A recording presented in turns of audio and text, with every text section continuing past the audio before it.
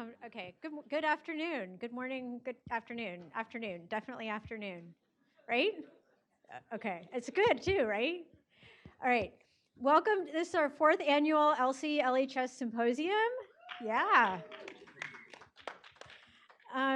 And we're here to get things kicked off. I'm going to make some brief remarks just before the panel, but I wanted to hand it over right away to Chuck Friedman to welcome you all.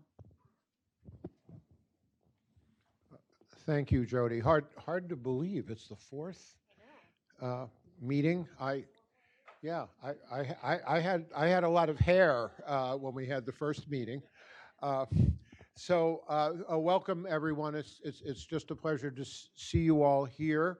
For those of you who don't know me, I'm Chuck Friedman. I'm the chair of the Department of Learning Health Sciences, which I believe, although if it's not the case, please so inform me, is still the only academic department in the world focused on learning health systems. Still? No counterexamples?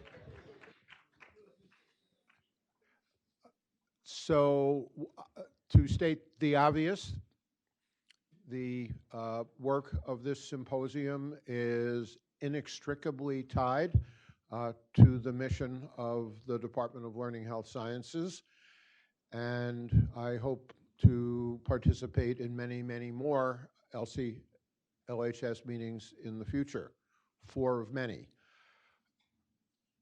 I want to make a comment or two in these very brief remarks about how I see ELSI-LHS fitting into call it the learning health system ecosystem, and related to that, how it fits into what our department is doing. I've been thinking a lot lately about what our department is doing and the thing it's emphasizing. We just underwent a very interesting reorganization, and this caused me to reflect on what we are and aren't doing, and it dawned on me as I was thinking about these remarks that it's important to point out that perhaps without even thinking about it, our department has evolved into doing things that others aren't.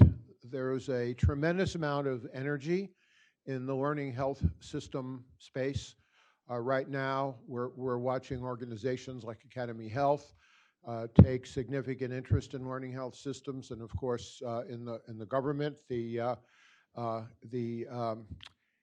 ARC, the Agency for Healthcare Research and Quality, has focused very heavily on learning health systems. We're also seeing around the world countries taking up this idea as a mechanism to reform and implement change to improve health of their populations.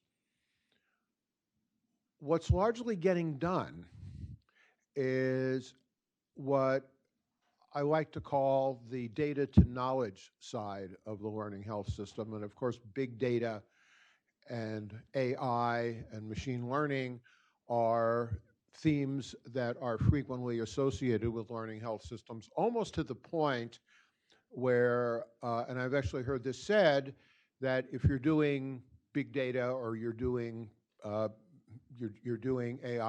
you've kind of got a learning health system. That's the secret sauce. That's the necessary and sufficient condition. I don't think that's the case. And along with that, there are 2 things our department is doing that are very complementary to this emphasis on big data. And if you add all of these efforts together and look at the union of them, it might constitute a complete learning health system approach. So what we're doing that I really don't think others are doing to any significant extent is, first of all, focused on the knowledge to performance or knowledge to practice implementation side of learning health systems. And I'm very pleased that out of our department we are husbanding, I don't know if that's the right word, a national and increasingly global movement called Mobilizing Computable Biomedical Knowledge. And we have developed an infrastructural implementation of that in our knowledge grid project that Alan Flynn so ably directs, and others in the room contribute in very important ways to. The other, of course, is what we're all here to talk about. It's the ethical, legal, and social issues in learning health systems. If you're doing big data, you're not necessarily also taking into full account and viewing as an important focus in and of itself the ethical, legal, and social issues. This needs a home, this needs a direction, this needs a focus all its own, and I'm truly delighted that in the spirit of doing what others aren't, our department is the home for ELSI and ELSI-LHS, and I hope it will remain that way well into the future. So thank you for being here. I look forward to a terrific meeting. And Jody, I turn this back to you. Thanks, Chuck.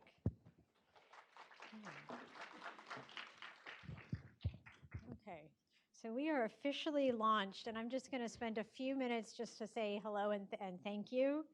Is that true? Yes, I am going to do that. So welcome.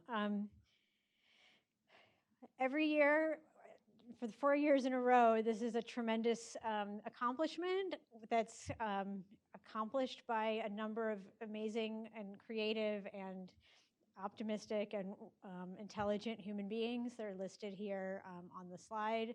I can't thank them enough. Can we just give them a quick round of applause? Thank you. Yeah. So thank you to the planning committee and everybody that brought us here today. Thanks also to our sponsors. We have some new sponsors this year in Precision Health, in the Department of Emergency Medicine, the School of Public Policy, and then we have some sponsors that have been around for a few years now in MISHAR, School of Information, School of Public Health, and the Center for Bioethics in our medical school here. Kate tomorrow is going to talk about sort of what we've done over the 4 years and some of the things that we've learned. And each year has been a little bit different. It's been very much a learning process. I'd say in the first 3 years, we were learning what a learning health system is. I'd say in the years to come, we'll also be learning what ELSI is. What are the ethical, legal, and social implications? Now that we know what we're talking about, how can we begin to organize and understand the many, many issues that form basically research practice, scholarship, et cetera, from now for a long time.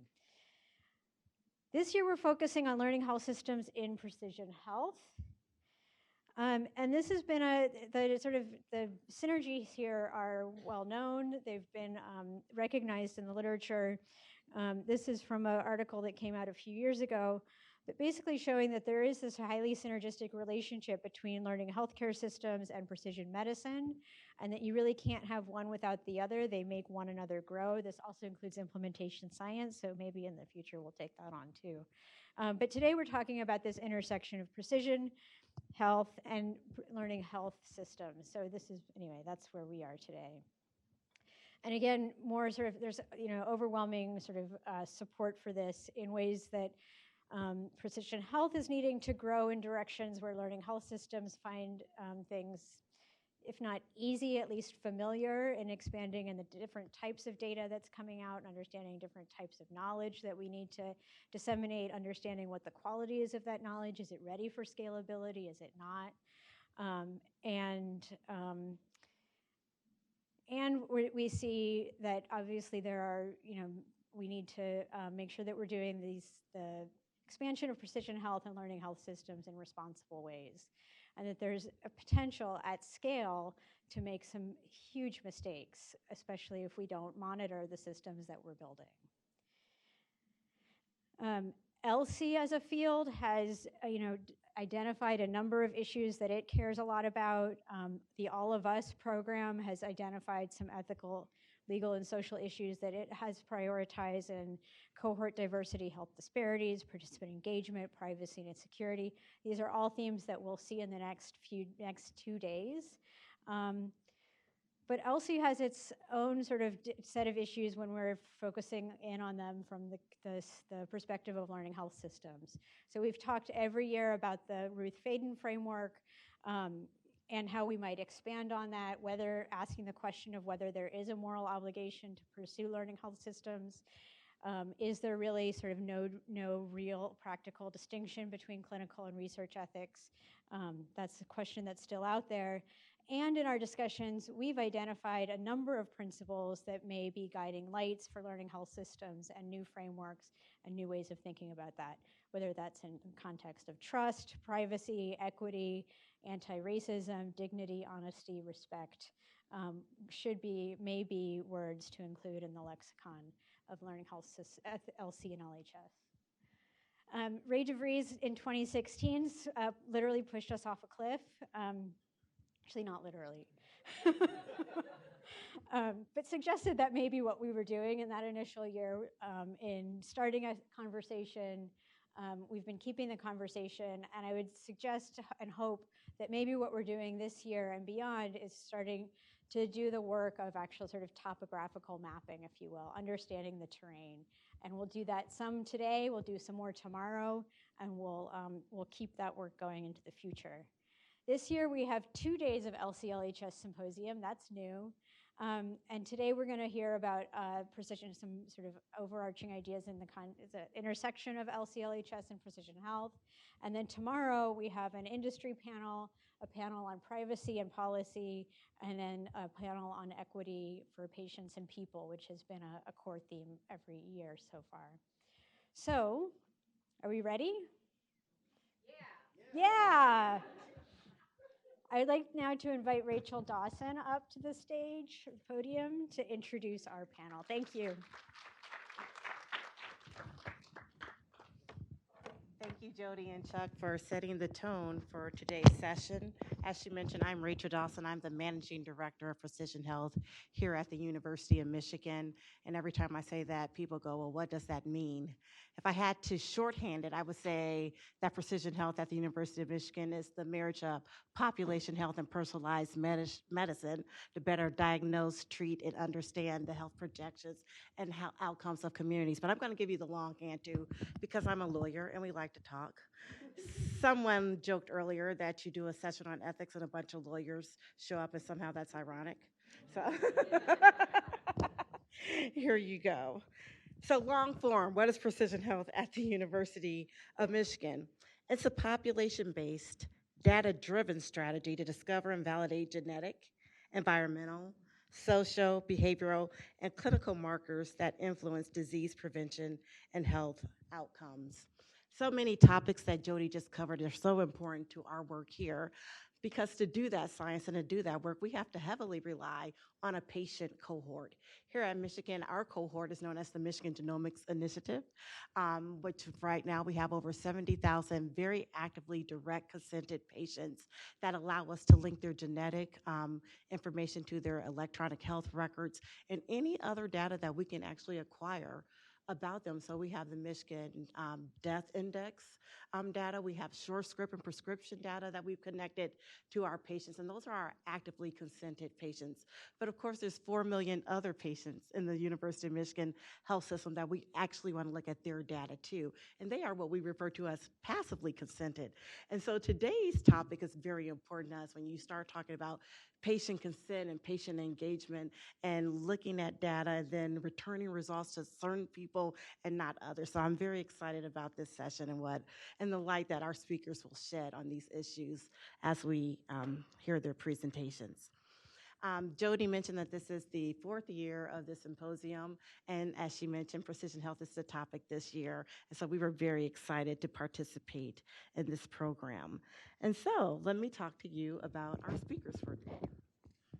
I am delighted to introduce our speakers, not only because they're smart, they're brilliant, and they're going to shed some light on things that we really care about, but they're from my other alma mater as well. I went to Michigan undergrad, but I got my law degree from Indiana University Maurer School of Law. So we're going to do a little shout out to the Hoosier Nation today. Hoosier Nation. So our speakers are actually going to talk to us for 20 minutes each, and then we're going to reserve a lot of time to have your questions. There'll be mics throughout the audience to give you an opportunity to ask questions once they finish their presentation. So we are going to ask that you hold your questions till the very end. And so without further ado, I would first like to introduce to you Jack Hosty. Jack completed his master's in philosophy with a concentration in bioethics from Indiana University in 2019 and is currently a third-year medical student at Indiana University School of Medicine. Mr. Hosty completed his undergraduate studies at Marion University in Indianapolis with a BS in biology and ethics.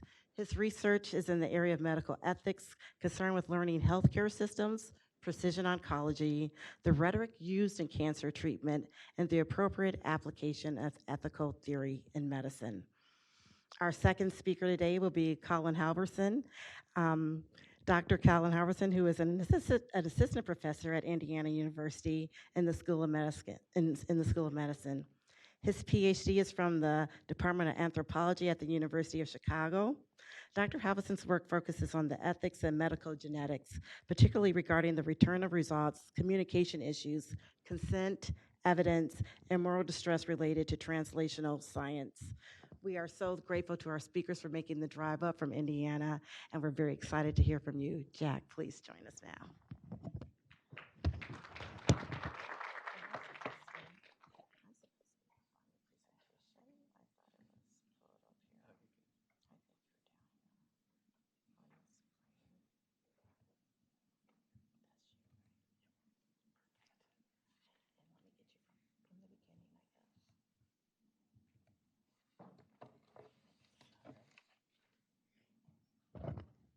All right. Thank you for that introduction, by the way, Rachel. All right, so let's dive right in.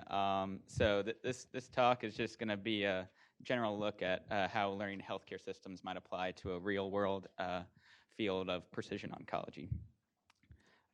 So just to start things off, special thanks just go to the Miles and Peg Brand Fellowship in Bioethics that helped make this research possible for me, and to my mentor, Peter Schwartz.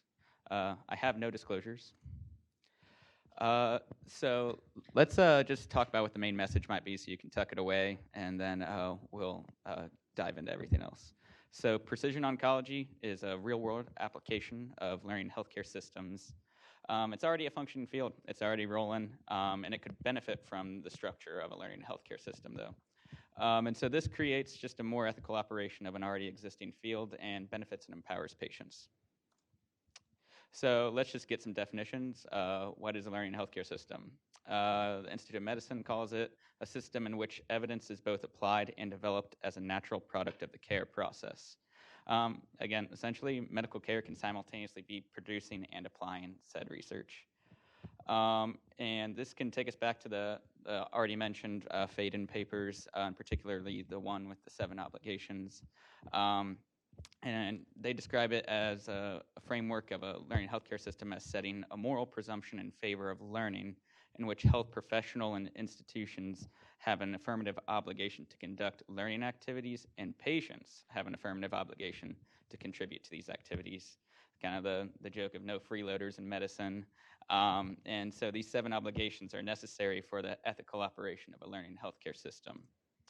So what are those 7 obligations? Well, here they are. 1, respect the rights and dignity of patients. 2, respect clinician judgments. 3, provide optimal clinical care to each patient. 4, avoid imposing non-clinical risks and burdens on patients. 5, address health inequalities. 6, conduct continuous learning activities that improve the quality of clinical care and healthcare systems. And 7, contribute to the common purpose of improving the quality and value of clinical care and healthcare systems. And just important note being that 7th one is the only one that actually applies to patients. And so what's precision oncology? It's an emerging field. It's been around a little while now, actually, but of cancer treatment in which they sequence the genome of a patient's tumor more often with whole exome sequencing than whole genome sequencing. And they identify the specific mutations that might have caused the cancer. And so the treatment for these patients becomes a chemotherapy that's actually tailored to target the mutation they find.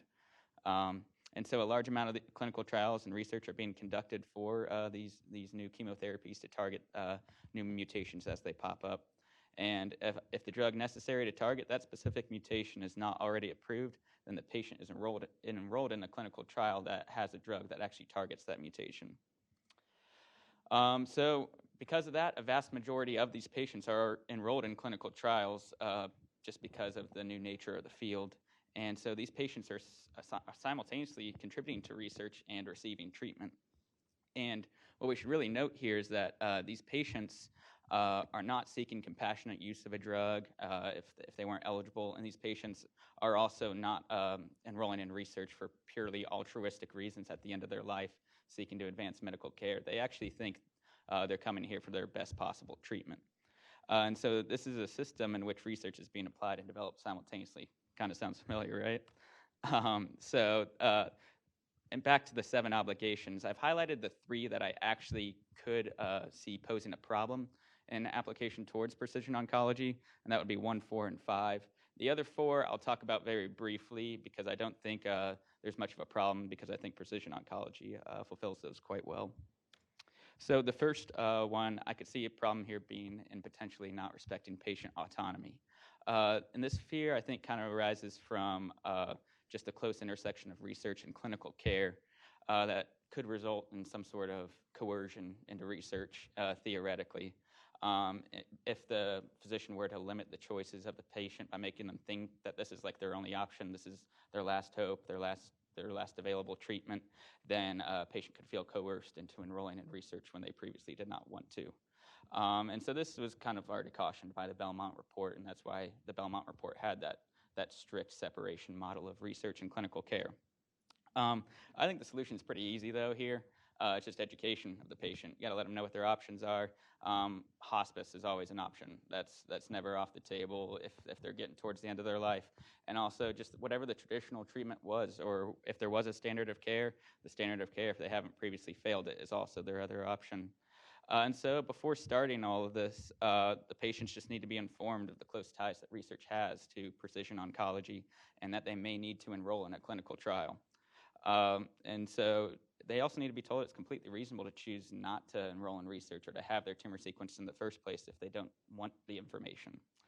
And so this preemptive education, I think, is the easiest solution to maintain patient autonomy by making sure that they know they have a choice.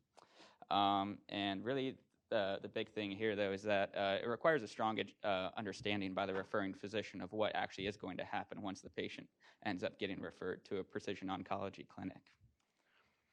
So to the next point of the 4th obligation that I think poses a problem potentially in the application of learning in healthcare systems to precision oncology is avoid imposing non-clinical risks and burdens. I mean, we generally think of non-clinical risks as a whole bunch of things, a lot of times not imposing financial insecurity onto a patient or not exposing them to any sort of privacy issues. But there could be plenty of other forms of non-clinical risks, and one is this case study I've got from Zickman Fisher. This is the paper he published a few years ago called When Actionable Genomic Sequencing Results Cannot Be Acted Upon. Essentially, this case study is in which he had this patient sequenced her tumor. Good news, you got an actionable result. And so this patient is referred to a precision oncology for said action because there's a clinical trial that's got a drug that targets her mutation. But it turns out she gets screened out of the clinical trial because of some sort of benign medical condition. And this was actually a very distressing experience for the patient because this patient kind of had this treatment dangled in front of her the whole time, and then it was taken away at the last moment. And so Zickman Fisher kind of proposes this kind of false hope seems to be doing more harm than good in a lot of these patients who, like this case, where they actually don't end up applying for these clinical trials just because of the nature of them with their exclusion criteria. And so he also talks about other forms of distressing information that could be obtained from the sequencing, most likely being some sort of germline mutation that also puts your relatives at risk and causes distress to the whole family now.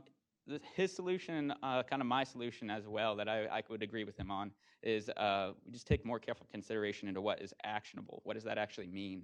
An actionable result, at least in my opinion, should mean what's actionable for the patient. Like, what are they going to actually benefit from, not what is the research going to benefit from.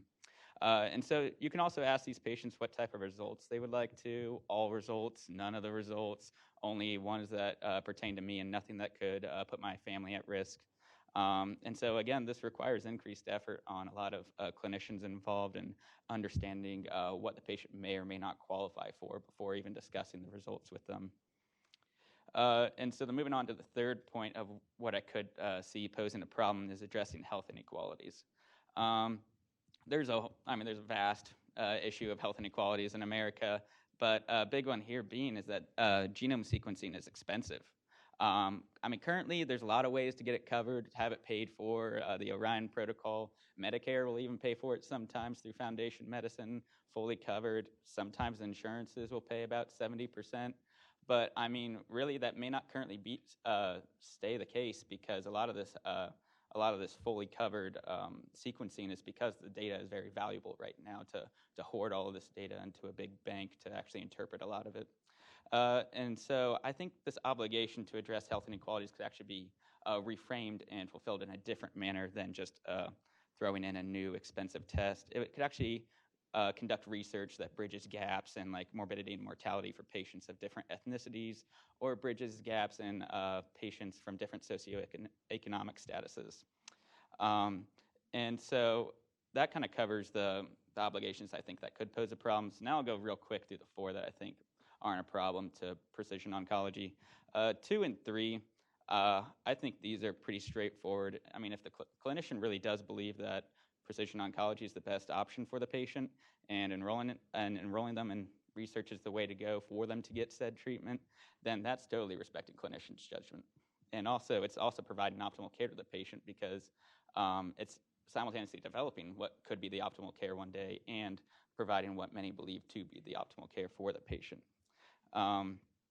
So then 6 and 7, again, I'll lump these together because I think the rationale is pretty closely tied again. Precision oncology, I think, almost inherently fulfills these. These clinicians are often conducting research and enrolling patients in clinical trials, and with the whole point of improving healthcare. And then the 7th obligation being the one that solely applies to patients. It does require a contribution from patients, and a lot of these patients are in precision oncology, or the vast majority of them are contributing to research.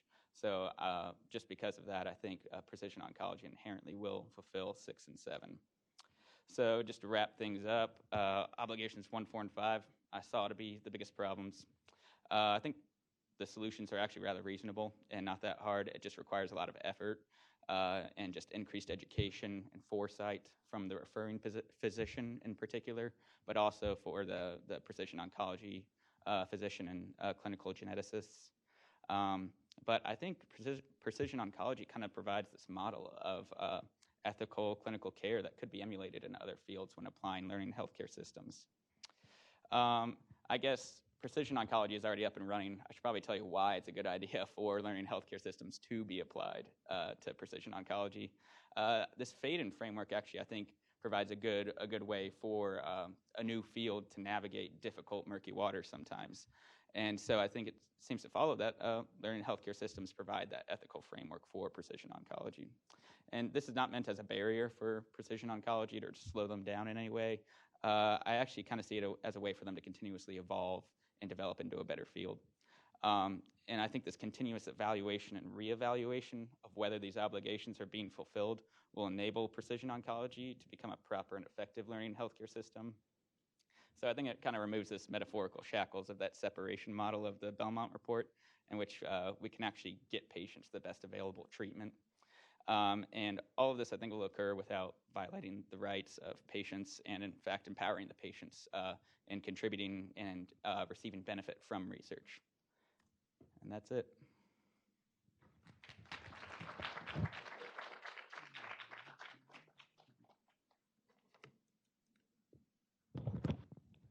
I'm going to pick on myself. We talk about the importance of diversity and inclusion as we study patients. And I just gave you a great example. They say diversity is when you invite somebody to an event, and inclusion is when you actually ask them to dance. Well, Jody did her job of inviting one of our speakers to the event, and I forgot to come up here and ask her to speak.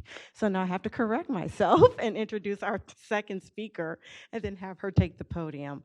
Please forgive me for excluding you initially, Dr. Lee. Our second speaker on the panel is Dr. Catherine Lee. She is an associate professor of sociology at Rutgers University. Her research investigates the meaning of race, gender, and inequality across three critical sites: immigration, science, and medicine, and law and society. She is the author of Fictive Kinship, Family Reunification, and the Meaning of Race and Nation in American Immigration, and is the co-editor of Genetics and the Unsettled Past, The Collision of DNA, Race, and History. Her current research examines how U.S. biomedical organizations are responding to ideas of growing racial and ethnic diversity, and whether such efforts can address issues of democratic representation, health equity, and social justice. Dr. Lee.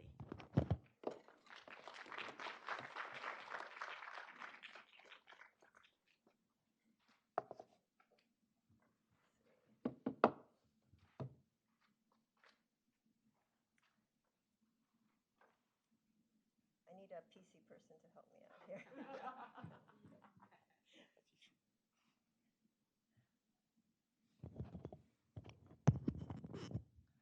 So it's really great to be back here. I was a postdoc at Michigan in the Robert Wood Johnson Health Policy Fellows Program way back. So it's a real honor to be here in this room with all of you.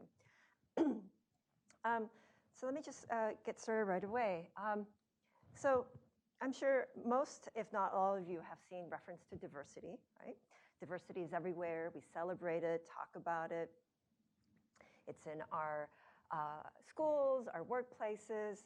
So much it's a feel-good concept that looks as though it refers, at least here, to something called maybe race or ethnicity, multiculturalism. But are we so sure? Celebrating it means exactly what?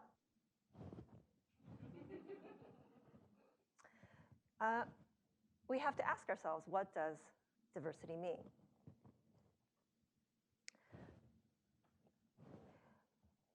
Sorry, there's a mismatch here. We know that diversity is important, and it forms the logic and rationale for the topic of the sessions today and tomorrow of doing precision medicine. And we can see this in the NIH's All of Us program. I know I'm speaking to a very well-informed audience about this, but just to remind people, this is the $1.5 billion 10-year project that Congress approved in 2016 and rolled out in 2018. About 1 million Americans, hopefully, will contribute biospecimens, access to their electronic health records, and demographic information. It's an important public-private partnership requiring 1 million individuals to participate. Its core values hinge upon something called the rich diversity of the United States. And as I said, it provides this concept of diversity, the rationale, the logic, and the rubric. So the logic and rubric of the program. This is from the NIH's All of Us operational protocol. It explains what precision medicine. It's an approach to disease prevention, considering individual variability in genes. And then that red circle, that the promise of precision medicine can only be achieved with input from broad populations that reflect the true diversity and life experiences of those in the United States. It introduces, I argue, the protocol, that genetic diversity somehow will be garnered from the inclusion of diverse, especially previously underrepresented groups. But as you can see in this inclusion criteria eligibility statement, there's nothing specific regarding what the definition is of diversity. It just includes, qualifiers of diversity include not only race, ethnicity, age, sex, gender, it goes on, disability status, income, so on and so forth. But again, we're left with the question, what does diversity mean? And I argue that it's really important for us to ask this question because we want to understand how major institutions, including biomedical organizations that make up the US biomedical field, how they're responding to ideas of growing diversity in the US. So this is part of a larger book project that I've been working on for the past 4 years, in which I ask a couple of sort of basic questions. What does diversity mean? And I've been interviewing people across biomedical fields and healthcare industry, health policy agencies, the pharmaceutical drug industry, to ask them what does diversity mean to you? How does it affect the work you do in your organizations? And then I've been following what I call diversity projects, so projects aimed at the work of diversity, however these organizations conceptualize it. So been looking at, like I said, the All of Us program, as well as matching healthcare, creating healthcare that is culturally sensitive, and the growth of ethno-bridging studies in the pharmaceutical industry, which I will touch upon briefly.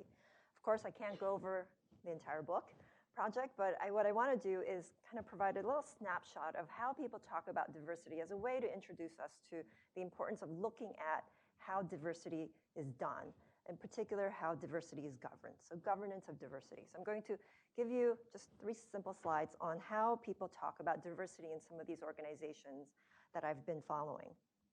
So this is Carolina, who works as a community recruiter and coordinator for All of Us. And I asked her, what does diversity mean? What is the goal of diversity here in the work that you're doing for All of Us? And she sort of looked ahead and said, at the end of these 10 years or so, I want there to be sufficient and equitable dividends for those communities that we are trying to represent, being fair and inclusive of minorities and individuals who have not had the chance to participate.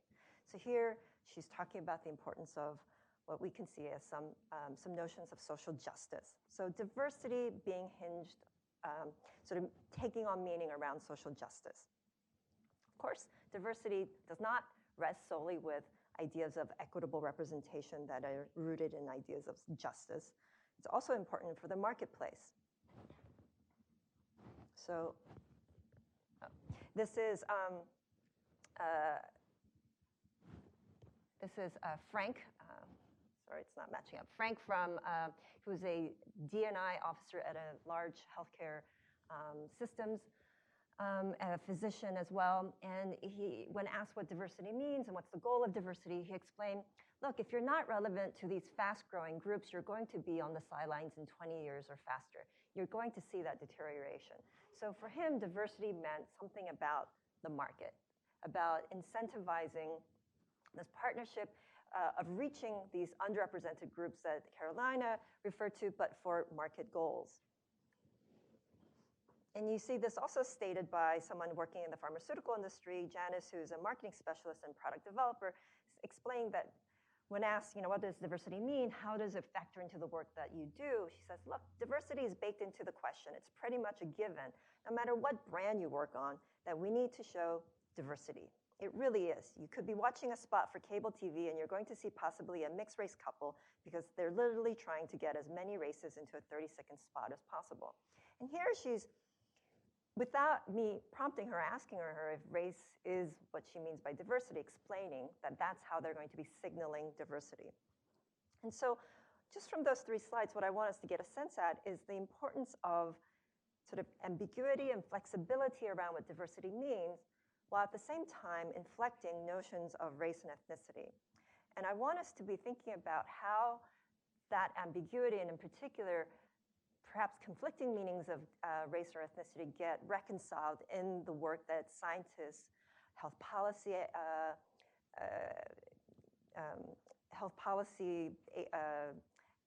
what am I trying to say? So stakeholders and health policy, as well as drug developers, have to think about race for the work they do.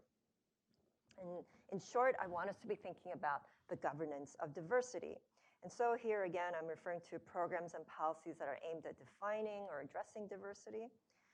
And I argue, theoretically, as has been informed by sociologists who've looked at diversity in other settings, that diversity comes to signal a type of inclusion. It's a celebration of cultural differences rather than a legal fight for fundamental rights. So then what does it mean in the context of doing science or medical care? I explained that because of the way in which diversity operates along ambiguous lines about how it may relate to race or ethnicity, we have to think about how race gets harmonized. What do I mean by this? There are a couple of meanings of harmony. One is to make pleasant. The other is to, in harmonizing something, is to make it relevant or constant. And so I argue that one of the areas of governance of diversity has to focus on the ways in which we harmonize or make constant or irrelevant the concept of race, which in many ways is a bit ironic considering that race is the sort of unstated thing that so many people are talking about when asked what diversity is. And so this actually then requires us to think about the institutional history of the collection of racial and ethnic data and the schemas that we've created around race and ethnicity in the US and how that informs scientific investigation as well as medical care. Very briefly, I'm sure many of you know, the NIH passed Congress passed the NIH Revitalization Act in the 1990s that required an inclusion mandate requiring women and minorities in clinical research. Number of health organizations and agencies followed suit and began to implement various rules to coordinate the harmonization, that is the consistency of data around race and ethnicity across various agencies within HHS. So the Food and Drug Administration passed the demographic rule in the late 90s.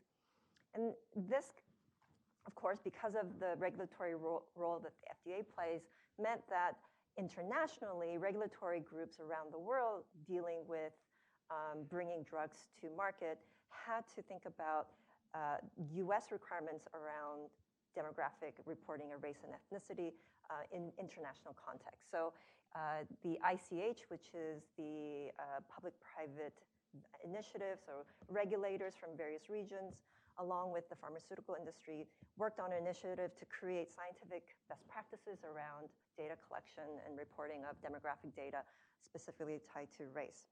And this turns out, as I'll show in a bit, comes to be very significant for the actual scientific work they do as well. For those of you who aren't sure what I'm talking about when I refer to these categories, this is the federal reporting categories are dictated by the OMB Directive 15, which was revised in 1997. And these are the official race and ethnicity categories. And the OMB was very specific when they finalized this rule that these categories represent a socio-political construct designed for collecting data and are not an anthropologically or scientifically based schema. Okay. So what I want to do is look at, for the remaining time period, how that schema and the logic of doing data collection on race ethnicity is a type of governance of diversity that operates in one of the medical fields that I look at in my book, particularly drug development. So a little bit of context, I'm sure, again, many in the audience know this. The context of drug development today means that there are competing regulatory and regional demands, that the requirements in the US can be very different from the requirements in Japan or in the EU. And this, of course, is particularly important given the fact that drug development has become increasingly global. Just a real quick snapshot that I took a few days ago, almost half of all clinical trials registered are operating outside the US. Okay, so non-US places. But remember, the collection of data outside the US still has to be able to collapse back onto the racial and ethnic categories that the US government requires for the reporting of data for drug development and eventual application for approval. And given these kinds of competing demands around how to do the scientific investigations around these new drugs, as well as the regulatory reporting requirements, I argue that the kind of harmonizing that is being advocated helps to essentialize race. In particular, drives race as a genetic concept, even when the investigators themselves or the drug developers are in no way touching the issue of genetics. And just to explain what I mean by that, this is one of the the guides that is part of the ICH harmonizing documents for how to think about race and ethnicity in the research that drug developers are doing as they work across these different regions. And as you can see, sort of ideas about intrinsic versus extrinsic factors are separated. And you can see that under genetic, you have gender, race, genetic polymorphism, and genetic diseases. So race is treated as this intrinsic factor. But of course, in the course of doing this work, race or ethnicity that may be required to be kept sort of in check, to be made aware in the work they do, is not necessarily used as a genetic concept. And you can see this in the kind of the growth of ethno-bridging studies. Ethno-bridging studies refer to the work that is done to bridge clinical research that is done in one context, let's say the US, and then gets bridged to another context where there may be regulatory requirements regarding pharmacogenomics and pharmacokinetics. So data needs to be collected on how, for example, the drug will metabolize in a Japanese population. What do you do as an American drug developer doing the drug trials in the US? You find a research organization, a clinical research organization, to do these bridging studies where they find Japanese subjects in the US. And they even have a definition of a Japanese subject that is defined by an industry-defined one now that's a well-accepted protocol, someone who has 4 parents who can claim to be Japanese, and that the person has lived no more than 5 years outside the US. And there tends to be a nice concentration of such people in places like Southern California, where many of these organizations conduct these studies. But of course, like I said, it's not necessarily a genetic conceptualization. What this does then, I argue, because they're having to use these racial and ethnic categories that were developed with a particular political, social context and logic, you see the global circulation of these US racial and ethnic categories around the world in the process of collecting biological data about drugs. This is all to say that despite the fact that social justice goals may be very important for the kind of diversity work that is done, the public-private projects around diversity, around ideas of developing towards some notion of precision medicine, often take a much more symbolic idea about what inclusion means. And that diversity becomes, even though it may operate as a logic and a rubric for doing the work, the regulation of collecting racial and ethnic data gets subsumed by the regulatory logic of doing the work rather than the substantive logic of perhaps social justice that many people who advocate for precision medicine may have hoped for. This is all to say that the governance of diversity then falls back on some idea of symbolic inclusion, in which you have emphasis on the procedure of doing diversity. Sorry. So emphasizing procedure over substance. And so I argue that the focus on diversity comes to potentially essentialize race and ethnicity.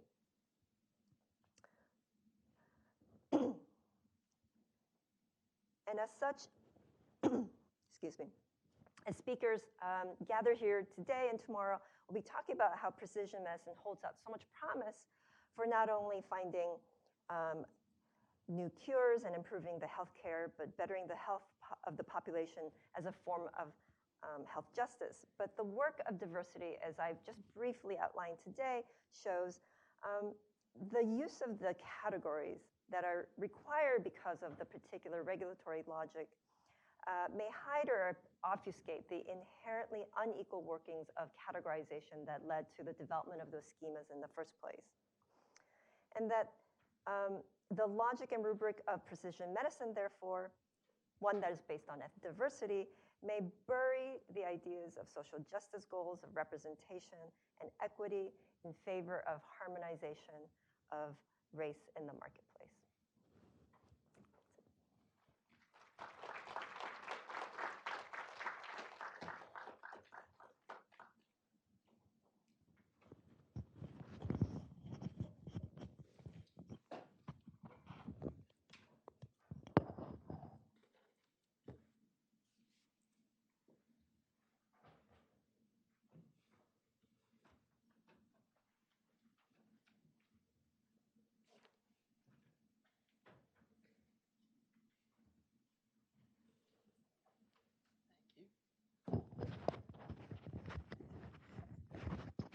Hi, everybody. My name is Colin Halvorsen. I am newly an assistant professor at IU. Today, I'm going to be talking about the ethical challenges of returning genetic test results from unselected cohorts, which means research populations that have been recruited not because of a particular clinical indication for genetic testing, and oftentimes, in fact, because there is no clinical indication for genetic testing. The talk today is based on research I did while I was still a postdoctoral fellow at Vanderbilt University, which is one of the eMERGE sites. For those of you who don't know, eMERGE is the Electronic Medical Records and Genomics Network.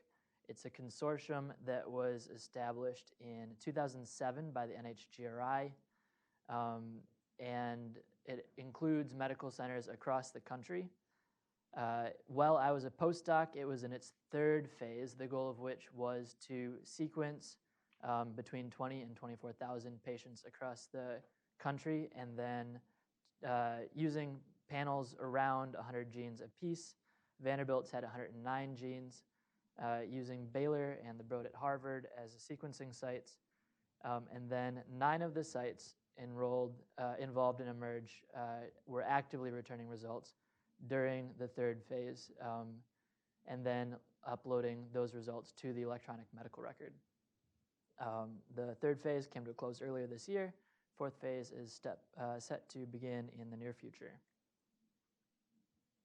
So my project in this regard specifically was to do interviews with the clinical and administrative heads of each of the 9 sites in eMERGE 3 that were actively returning genetic test results.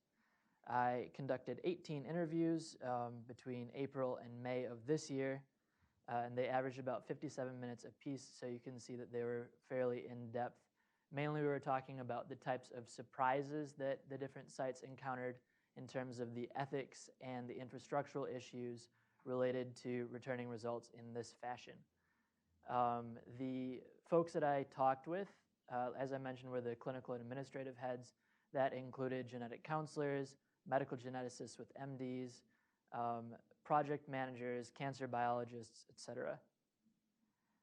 There were a bunch of really interesting things to come out of these interviews. The thing I'm going to talk about today, though, are specifically those issues that were related to the interstitial position that sites returning results through eMERGE found themselves in between kind of classical forms of research and kind of a new form of therapy. So with the question on everyone's minds being, is a project like eMERGE research, therapy, or something else? And as Jack has kind of already alluded to, since 1978, 1979, at least with the publication of the Belmont Report, American medicine has been characterized by what's been called the segregation model, which makes a strong distinction between research and therapy.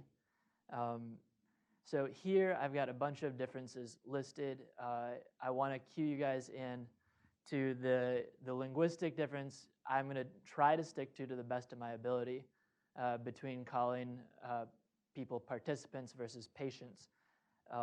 This is a slippage that I think I may fall into, but the idea is to cue up in your mind with the term participant that we're talking specifically, for instance, about individuals enrolled in projects where the goal is not their personal benefit, but the production of generalizable scientific knowledge about populations.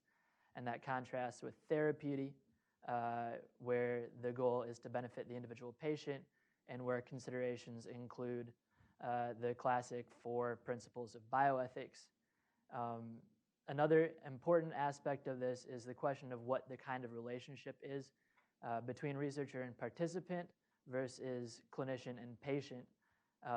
What is the role of trust? What kinds of obligations and to whom they are? And then also there's a bunch of different questions of where the standards for these kinds of things come from. The distinction between these two things is often difficult both to appreciate and to maintain for a number of the personnel involved. There have been a bunch of studies that have shown that patients in particular have a hard time understanding when the type of project they're involved in is under the rubric of research and when under therapy. But there have also been studies that have shown that IRB personnel have difficulties in making these determinations, which is important. And then what I'm going to talk about primarily today is not so much that clinicians have a hard time differentiating between the two, but maintaining a strong distinction in practice. Susan Wolf and colleagues in an article published last year have talked about one of the reasons for this, the slippage and the difficulty in maintaining a distinction between these two domains as interdigitation of the two, which refers specifically to the fact that it's often the case that the staff and the place in which the two projects take place overlap, or maybe even are exactly the same. And so an instance of this is, again, what Jack talked about with cancer patients often in late stage being enrolled in clinical trials, not just to further science, but also with the goal that they could benefit individually from those projects, so with therapeutic intent being enrolled in a research protocol.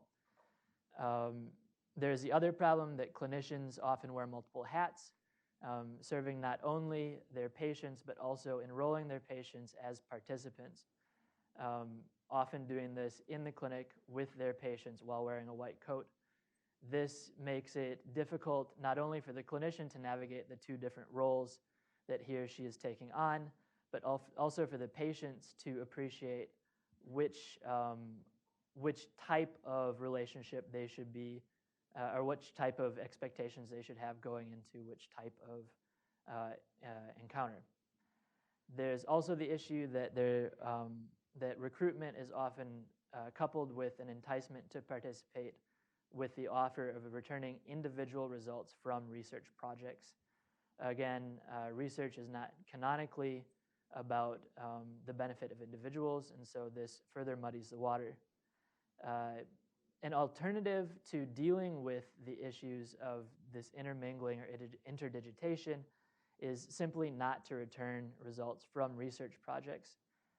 However, what I'm going to talk about for the rest of my presentation today is that this is often an untenable position to take for clinician scientists when the types of results that could be returned have potential not only to make a difference to the patient's healthcare, but have the potential to even save that individual's life. 3 themes that I'm going to talk about that came out of these interviews that were particularly tethered to the interstitial relationship between research and therapy in projects like eMERGE. The first of which is the question of scale. So in traditional clinical encounter, you have a single genetic counselor with a single patient, and there's a one-on-one discussion, often in person, face-to-face, when the patient has a genetic test result that's considered positive, which I've encountered some audiences don't appreciate that positive means negative in some kind of a sense. So positive meaning that it has a potential to impact the clinical care. Some people have previously called it a mutation, which you're no longer supposed to say. So the issue then, already this is somewhat of a burden on clinicians to have to meet with every single patient with the so-called positive result. But then you think about scaling that up to the level of a research project like eMERGE, where even a single site like Vanderbilt was returning results to 2,000 patients. And you have a small research staff, making it very difficult and leading to new kinds of questions, not just about should we return positive results, but triaging which types of positive results necessitate in-depth counseling, as this representative quote points to. There's also another issue in scale about financing. How do you finance the return of results? How do you finance downstream testing? And how do you finance things like confirmation testing? And I don't have time to go into that right now, but I'm happy to talk about that in more depth in the Q&A, because I do think it's important in terms of the ethics that are involved in this type of research. The second theme is the issue of state and national borders. In traditional clinical encounter, a genetic counselor is, most states have licensing requirements for genetic counselors, and most genetic counselors are only licensed in a single state. So in a clinical encounter, if a patient has moved across state lines, you encounter new legal issues or professional issues in trying to get those results back to that individual. There is debate among the various sites that were returning results through eMERGE about whether this kind of return of results counted as a research or a clinical encounter. And if it did count as a clinical encounter because you're returning clinically meaningful results, how do you do that when a participant has moved? And what a lot of sites ended up having to do then was to track down local clinicians in the participant's new location, partner with those clinicians, and get them to return the results themselves to avoid licensure issues. This obviously is a major burden on the research staff's time, and in some instances wasn't actually possible for reasons that build into the third theme, which is the question of recontact. Many, and possibly actually I think even most of the eMERGE sites enrolled participants retrospectively through a biobank. And many of those biobanks, when they'd originally recruited participants, had consented them either suggesting that there would not be any individual benefit through the return of individual results, or explicitly saying that they would not return any results, meaning that it was possible that a participant had enrolled because they believed that they would not have to face any potentially difficult genetic information about themselves from the research that would be done with their materials. However, as I'd mentioned, a lot of participants had the possibility of getting back genetic test results that could drastically affect their health care, and the clinician scientists running these sites felt like it was their obligation to kind of retrofit the project, the protocol, the consent in a way that they were allowed then to return these results to their participants. So this has a number of issues, and I think I kind of have to be brief in addressing them. But the first question is just purely recontact. Participants enrolling in biobanks oftentimes hadn't been contacted by study personnel for up to a decade, meaning that a lot of contact information was no longer valid. How do you track down these individuals? Then the second step is the question of reconsent. How do you, once you've found these individuals, consent them in a way that gives them fulsome opportunity to opt out of getting the results? So how do you tell them, or do you tell them, that research has been conducted using their materials, that something has been found, and would they like to know that information without coercing them in some way to receive those results? especially thinking of those individuals who had consented in biobanks under the, with the impression that they wouldn't, I don't understand what this, with the impression that they would not be getting results back. Well, it was almost done anyway, so, let's see. So, it's working. So anyway, so all these issues that I've brought up, I think I might have skipped over a little bit, but that's okay. All these issues that I've brought up are kind of undergirded by the experience of clinician scientists of a form of moral distress when they know information about their participants who may also be their patients that could affect their health care, but are not, based on the initial consent, based on the initial protocols, allowed to return them in an individual way that could help them with their health care. So what we've seen in the previous few slides is that the clinician scientists have gone to a lot of lengths to be able to return these results in an ethical fashion. This included a huge burden on their time, on their and on the staff who are already short-staffed to undertake such a large project. As one clinician told me, quote, "It feels crummy when the research nature of eMERGE prevents clinicians from following up with participants as they would with patients." I've been thinking about this particular form of moral distress as a therapeutic impulse or maybe even a therapeutic imperative felt by clinicians who wear multiple hats or researchers who wear multiple hats.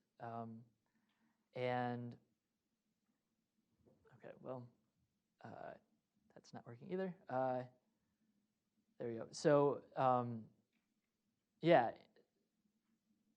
so we've seen these individuals who've gone like leagues above and beyond what was required of them by the research because of the difficulty in navigating these two separate roles, working as researcher and clinician. Yes, and so I wanted to thank you all for your time. I realize that there are a lot of things that I didn't get to go into depth about, but I think each of these different themes have really significant ethical implications that I'm happy to discuss more later. Thank you.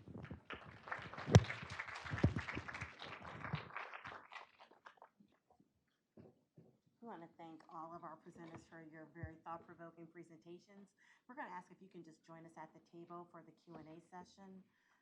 We will be circulating microphones throughout the audience for questions. I know there's a microphone at the, okay. So if you have a question, please raise your hand and they will bring the microphone to you so that we can hear your question. I'm going to take moderator privilege and ask the first question, and this is for Dr. Halvorsen.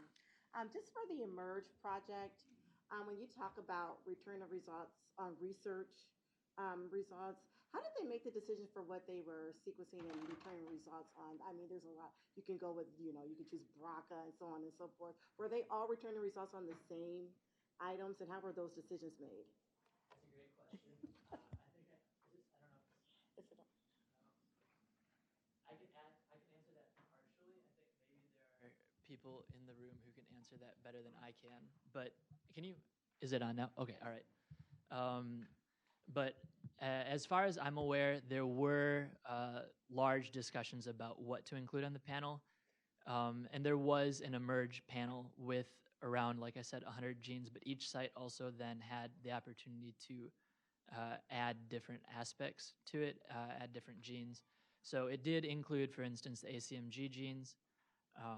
They were mainly, the eMERGE panel was mainly cardiovascular and cancer genes.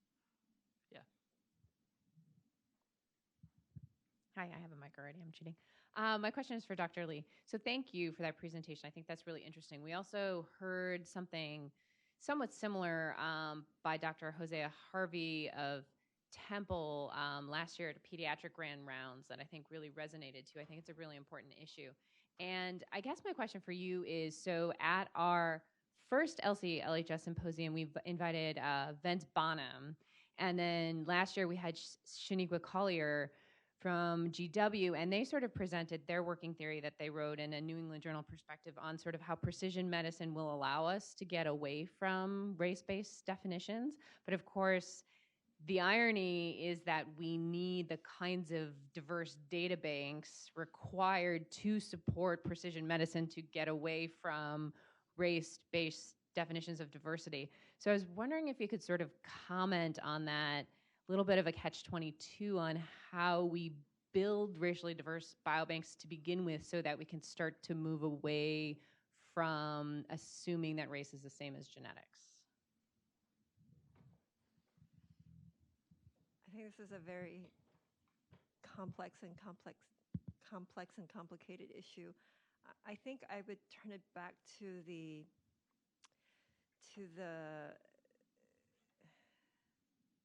people running the show that there's a lot that is being promised based upon the diverse biobanking.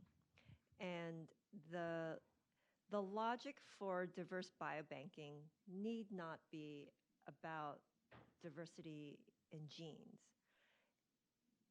I see a lot of confusion occurring because they conflate the two. There are a very important set of social, political, ethical considerations for why you would want diversity in recruitment. That may or may not translate to diversity in in genes and any sort of outcomes in precision medicine, but somehow the public is led to assume that it's ... And I think when you have that kind of unspecified ...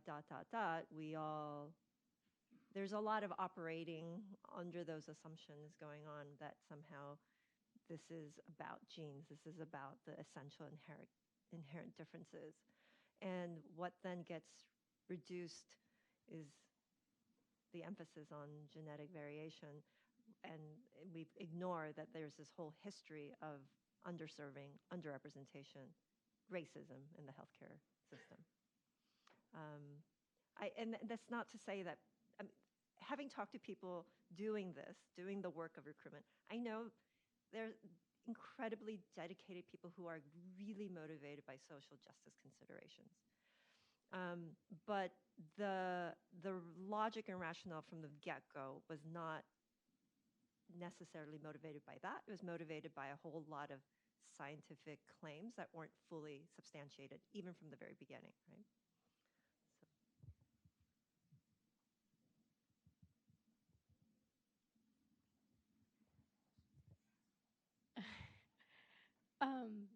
This might be a question for Jack Hosty. I'm not sure, but I was listening to your presentation. I was asking myself, and I don't know the answer, what percentage of precision oncology involves consented research versus non-consented, quality assurance? And I wondered both if you have any idea how to scale that, and if it would affect like your take on the ELSI of that issue. I don't have a number off the top of my head for precision oncology as a whole, but I know at IU, it's about 85% of the patients in the precision oncology clinic there are enrolled in some sort of clinical trial. Sorry, just a clarification. I don't mean what percentage of patients are enrolled. Yeah. I mean how much of the work of learning health falls outside of the consented realm. Like grapefruit versus kiwi. Yeah. Anybody else want to jump in here? I'm not sure how to answer that question.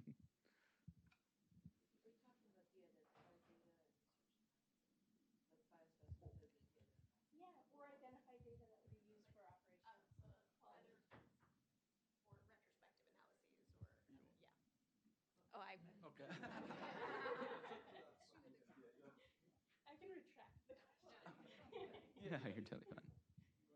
So I guess I can just say that at the University of Michigan, if people are sort of coming in as patients and getting converted to participants in our precision health, we do get consent for that at the time. And then often there's an additional secondary research biobanking consent that people can, again, affirmatively consent to. And then that's a broad consent. And then the secondary research just sort of keeps spinning. But at least here, to my knowledge, most, if not all of our patients that come in for that original conversion of patient to participant in precision medicine are affirmatively consented.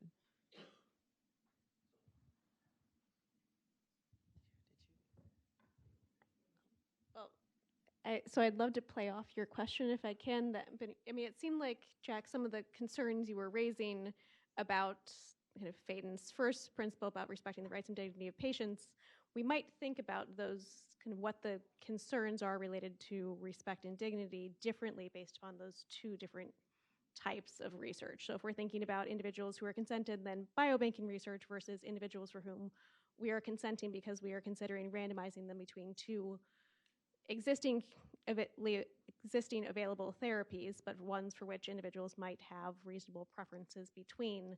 So I guess I'd just like to play out when you're saying, like, it seemed like you were raising concerns about respecting the rights and dignity of patients, and I might say the degree to which their experience in clinical care is going to differ based upon their enrollment in research is going to raise very different types of questions about how concerned we need to be about this potentially raising concerns for their rights and dignity. Yeah, no, I think that's very valid. I think I was probably talking about the most extreme version of where they're enrolled in a clinical trial of a very unproven drug, but they seem to take some sort of benefit from these experimental drugs that actually seem to be working in a lot of cases. But with something that has minimal risk to a patient, I think there's much less concern that needs to happen in consenting the patient, if that makes sense. Can I capitalize because I still have a microphone? Yeah. Sorry. Yeah. I guess do you believe, it seems like part of your concern is like related to the nature of therapeutic misconception. I guess I'm just wondering if you think there's something particular about precision oncology that raises different concerns beyond the background concerns we have for therapeutic misconception more generally.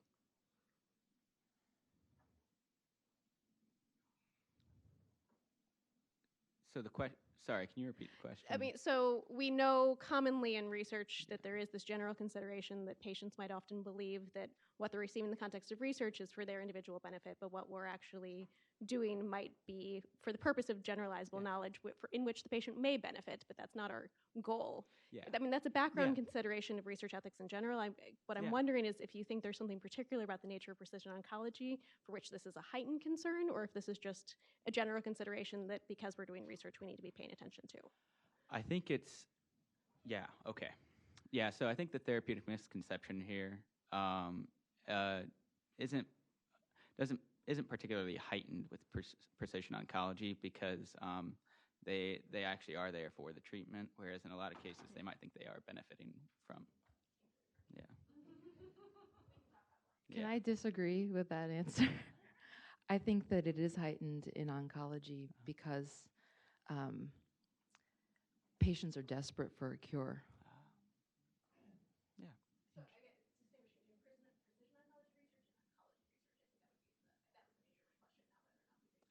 As opposed to other disciplines of research, but within.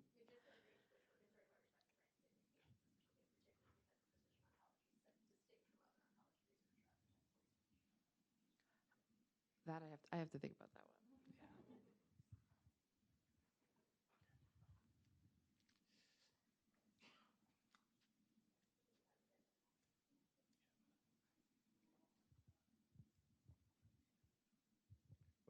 Thank you for a really wonderful panel.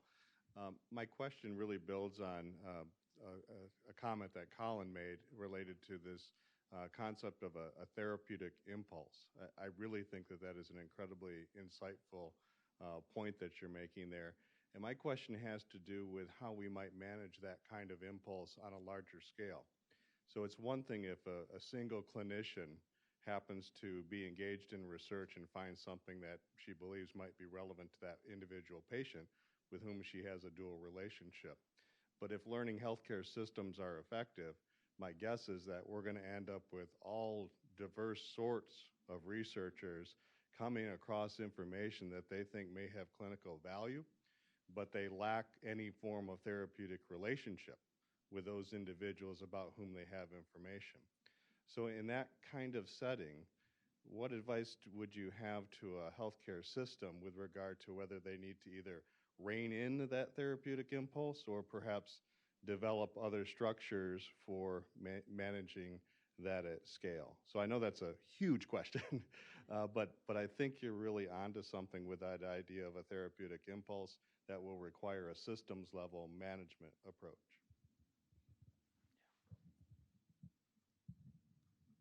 Thank you, Rich. Yeah, so I think my first thought on it is it really depends for me from an ethical perspective on the consent practice.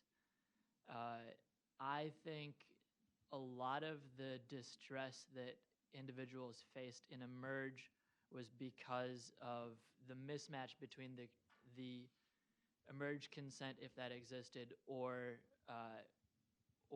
the, I guess, the spirit of eMERGE and the consent that participants actually went through in enrolling in the biobank. And I think that would be a large issue to address right off the bat, especially thinking about if an individual biobank is going to be used in similar projects in the future.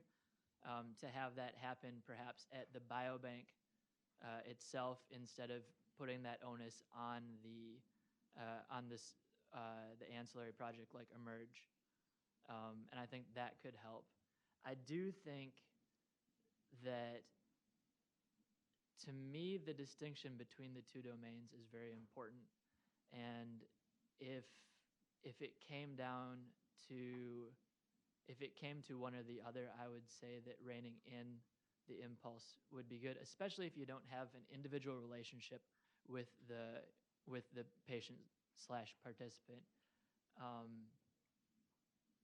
But yeah, the other thing that I was going to say along those lines, which is I think another interesting part that I couldn't talk about, that I didn't have time to talk about in the presentation, but that for a lot of research staff, there was the idea that it was necessary to return these results. But then when the results actually got back to the clinicians who'd been seeing the patient/participants, it had turned out that there actually already had been, maybe in the meantime, a clinical diagnosis that didn't require the molecular diagnosis to be valid. And that really frustrated the clinicians who had already been working with these participants one-on-one for a long period of time and gotten to the clinical diagnosis, and then now have to oftentimes learn the genetics of it before they go back and say, by the way, you have this information that we already knew that I didn't understand, and is just an extra added burden for them. So I think that's another part of it too. Thank you.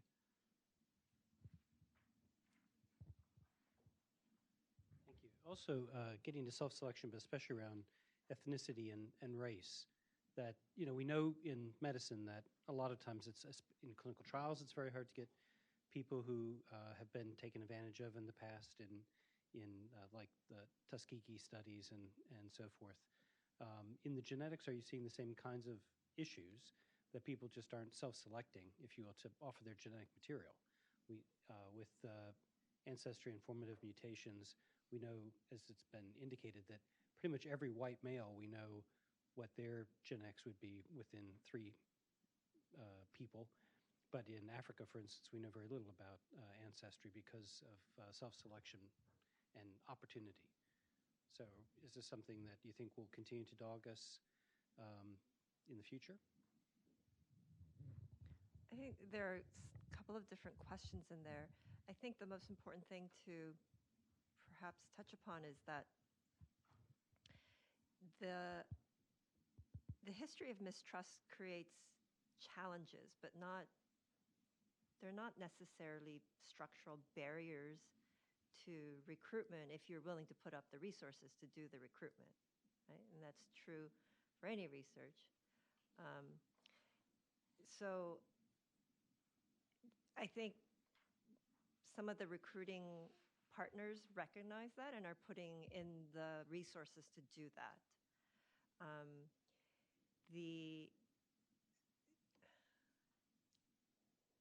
So yes, there's the history is important. And I think there's, I mean, this is not my area of research. I think there's good ethical research on bioethics of the legacy of that history to say there are ways to actively engage that to improve recruitment. I'm sorry, and I lost track of the other question, but does that answer your first? I actually, since I have the mic in front of me, this question about returning data back, I'm wondering if you know some of this or anyone else in the audience, this whole issue of what to do with this information for people who volunteer for programs like All of Us. Oh, and by the way, how many people have, you don't have to say. You should not say. I'm always talking about whether or not I'm going to sign up for All of Us and do an autoethnography, but one can participate in All of Us without giving genetic specimen. You can give other biomarkers and access to electronic health records. But one of the things that NIH is very well aware of is the problem of what to do once people get the information if they provided genetic samples. So they've rolled out a couple of programs to partner with training programs to get to have enough, we don't even have enough genetic counselors. So there's a whole effort to train a new generation of genetic counselors, I suppose. But I don't know where this army of genetic counselors are going to come from. Anyone, do you have any, I mean, this is beyond emerge, but this is sort of going across all of these different health systems and all of these programs, but NIH and All of Us presents a particular challenge because it's scaled so big. IU has 10 genetic counseling students this year. So I think maybe we have a more complete answer there, but I have a lot of thoughts on this. From what I understand, they are looking to the private sector. So I think there was, it could be Color Genomics maybe, was going to be providing some of the genetic counseling backstop because they have telemedicine options, which is required, which would be really needed for this kind of massive project. So I would look to that space to see where those kinds of arrangements are starting to take shape. We have time for one more question or closing comment. Any other questions? Thanks.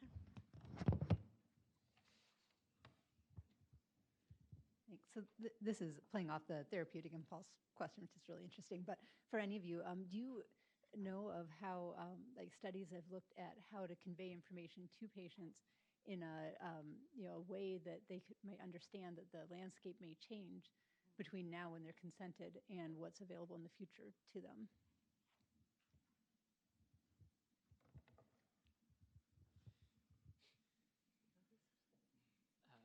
Yeah, I know there are some models with biobank consent that are tailored to the idea that there's an emerging horizon of what research will and is possible to be conducted. I don't know the specifics of that because I haven't worked in biobank stuff for like a few years. I don't know the research on this, but I have some empirical insight.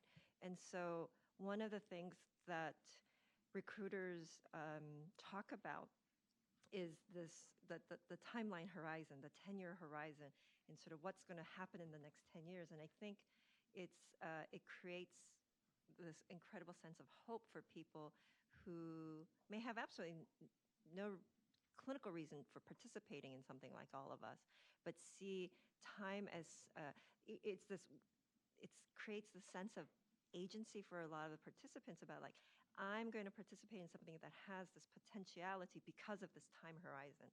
So time creates this really fascinating construct along which to explore all these ideas of biotechnological advances. So I can see that as a recruitment measure, timeline, and especially the idea of a decade, is really a powerful rhetorical tool. Please join me again in thanking our panelists.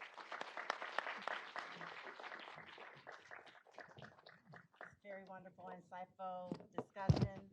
And this is where we're going to end our session today, but we hope that you all will join us again tomorrow morning, starting at 8:30 in this same place. And tomorrow the focus will be industry, precision health and ethics, policy and privacy, and LHS, and equity.